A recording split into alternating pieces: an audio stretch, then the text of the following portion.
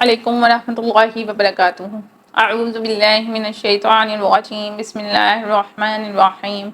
ومن الناس من یقول آمنا باللہ، اور لوگوں میں سے کچھ وہ ہیں جو کہتے ہیں ہم ایمان لائے اللہ پر، وبالیوم الآخر وما هم بمؤمنین، اور یوم آخرت پر، اور نہیں وہ ایمان لانے والے۔ یخادعون اللہ، وہ دھوکہ دیتے ہیں اللہ کو، والذین آمنوا، اور ان لوگوں کو جو ایمان لائے، وما یخدعون، اور نہیں وہ دھوکہ دیتے، الا انفسهم، مگر اپنی ہی جانوں کو، وما یشعرون، اور وہ شعور نہیں رکھتے، فی قلوبہم مرض، ان کے دلوں میں مرض ہے، فزادہم اللہ مرضا، بس بڑھا دیا اللہ نے ان کا مرض، ولہم عذاب علیم، اور ان کے لیے دردناک عذاب ہے، بما کانوا یکذبون، سبب اس کے جو وہ جھوٹ بولتے تھے۔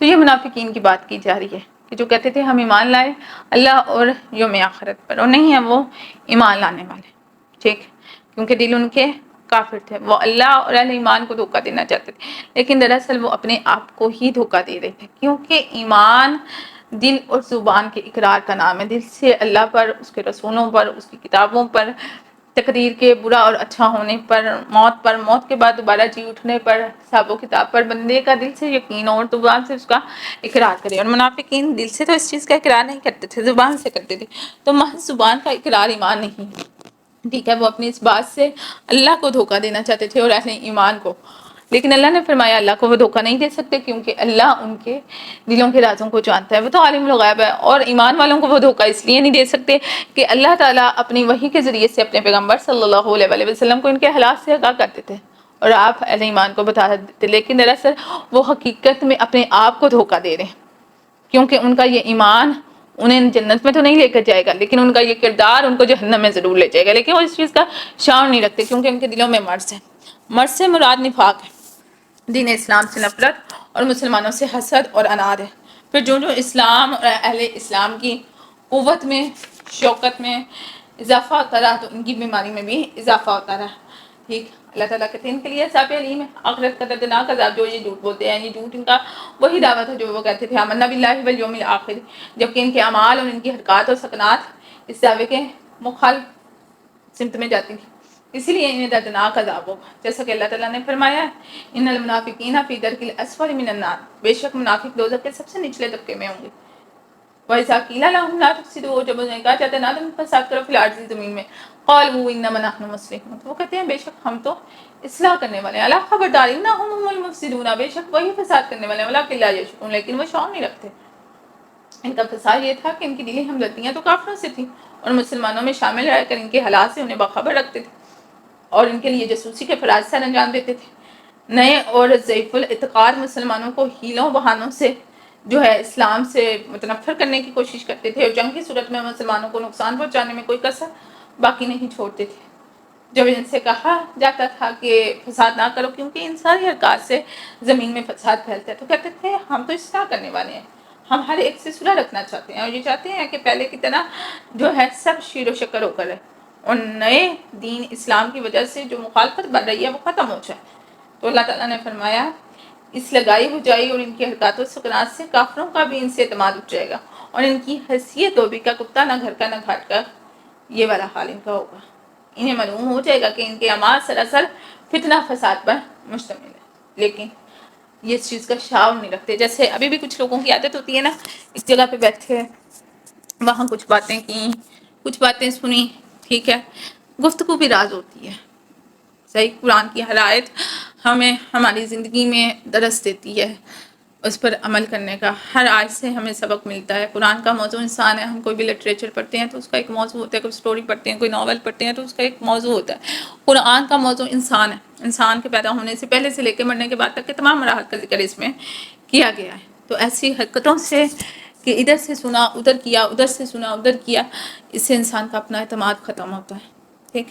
وَإِذَا قِيلَ لَهُمْ، جب ان سے کہا جاتا ہے ایمان آمینو، تم ایمان لاؤ کما جیسا کہ آمن الناس، تم ایمان لائے لوگ، قالوا، کہتے ہیں کیا نؤمنو، ایمان لائے ہم کما جیسا کہ آمن السفہاء، ایمان لائے بے وقوف، الا انہم هم السفہاء، خبردار بے شک وہی بے وقوف ہے، ولکن لا یعلمون، لیکن وہ اس بات کو نہیں جانتے۔ اس آیت میں ناس سے مراد سچے مومن ہیں، صحابہ کرام یعنی مہاجرین انصار وغیرہ، اور انہیں جب منافقین سے کہا جاتا تھا ویسے ایمان لاؤ جیسے مہاجرین ایمان لائے یا انصار ایمان لائے، تو کہتے تھے ہم ویسے ہی مان لائے جیسے بیوقوفی مان لائے. یعنی منافقین احمق اس لیے کہتے تھے کہ یہ سچے مومن تھے.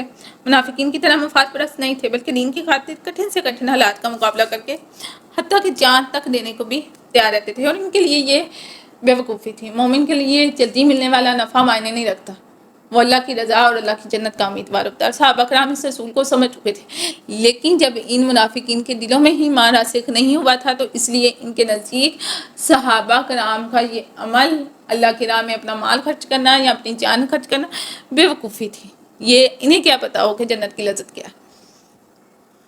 تو اللہ تعالیٰ نے فرمایا بے شک یہ بیوقوف ہیں، لیکن نہیں جانتے. وہ یہ نہیں جانتے کہ دین اور ایمان اور اصولوں پر وقتی اور دنیاوی مفادات کو ترجیح دینا ہی سب سے بڑی حماقت ہے. اور یہ وقتی مفادات کیا تھے؟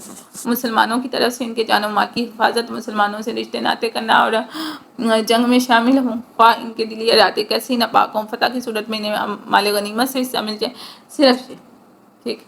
تو اسی لیے یہ مسلمانوں کی صف میں شمار ہوتے تھے. وَإِذَا لَقُوا الَّذِينَ آمَنُوا قَالُوا آمَنَّا، اور جو ملتے ہیں ان لوگوں سے جو ایمان لائے تو کہتے ہیں ہم ایمان لائے. وَإِذَا خَلَوْا إِلَىٰ شَيَاطِينِهِمْ، اور جب علیحدہ ہوتے ہیں اپنے شیطانوں کی طرف، قَالُوا إِنَّا مَعَكُمْ، تو کہتے ہیں ہم تمہارے ساتھ ہیں. إِنَّمَا نَحْنُ مُسْتَهْزِئُونَ، بے شک ہم تو ان کے ساتھ ہیں، مذاق کرتے ہیں. اللہ یستہزئ بہم، اللہ ان کے ساتھ مذاق کرے گا. ٹھیک ہے. وَيَمُدُّوهُمْ فِي طُغْيَانِهِمْ يَعْمَهُونَ، اور انہیں ان کی سرکشی میں ڈھیل دیے جا رہا ہے جس میں وہ اندھوں کی طرح بھٹکے چلے جا رہے ہیں. جہاں پر جو ہے اللہ تعالیٰ نے واضح طور پر اس چیز کو فرما دیا ہے کہ جب یہ ملتے ہیں ان لوگوں سے جو کہ ایمان لے کر آئے، تو ایمان والوں سے کہتے ہیں کہ ہم بھی تمہاری طرح مسلمان ہیں. یعنی یہ منافقین جب ملتے تھے صحابہ کرام سے تو کہتے تھے ہم ایمان لائے ہیں، لیکن جب علیحدہ ہوتے اپنے شیاطین کی طرف، اپنے ستاروں کی طرف، تو کہتے ہیں ہم تو مذاق کر رہے ہیں. قرآن کی بعد آیات میں بعد اور حفظ ذمیمہ مثلا مذاق اور یہ چیزیں ان کا ذکر کیا گیا ہے. ٹھیک ہے. اس سے مراد سرداران کفر بھی ہیں، اس سے مراد رئیس المنافقین عبداللہ بن ابی بھی ہے، جو کہ منافقین کا سردار ہے. جب اس کے پاس جاتے تھے تو کہتے تھے ہم ان میں سے نہیں ہیں، بس ہم تو انہیں یہ باور کراتے ہیں کہ ہم مسلمان ہیں، اور ہم ان کا مذاق اڑاتے ہیں، ہنسی اڑاتے ہیں، ہم درپردہ مسلمان نہیں ہیں. تو اللہ تعالیٰ نے فرمایا اللہ بھی ان کے ساتھ مذاق کرے گا. اللہ تعالیٰ کی طرف جو نسبت کی گئی ہے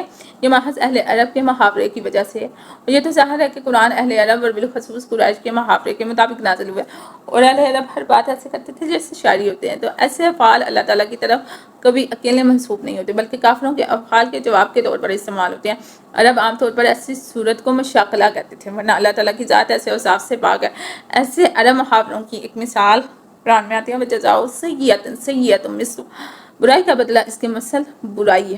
حالانکہ جو برائی کا بدلہ لے اسے برائی نہیں بلکہ انصاف کرنا زیادہ مناسب، لیکن محاوروں میں برائی کا لفظ ہی استعمال ہوتا ہے. اسی طرح یہاں بھی اللہ تعالیٰ کے جواباً مذاق اڑانے سے مراد منافقین کو ان کے مذاق کا پورا پورا بدلہ دینا، نہ کہ ان کی طرح کا مذاق اڑانا. مگر محاورے میں مذاق کا لفظ ہی جواب کے طور پر استعمال ہوا، استہزاء. اور اللہ تعالیٰ نے ان کے استہزاء کا جواب اس صورت میں دے گا کہ ان قریب ان کے سارے پول کھول دے گا، جس سے یہ لوگ دنیا میں ذلیل اور رسوا ہوں گے اور آخرت میں عذاب علیم سے دوچار ہوں گے.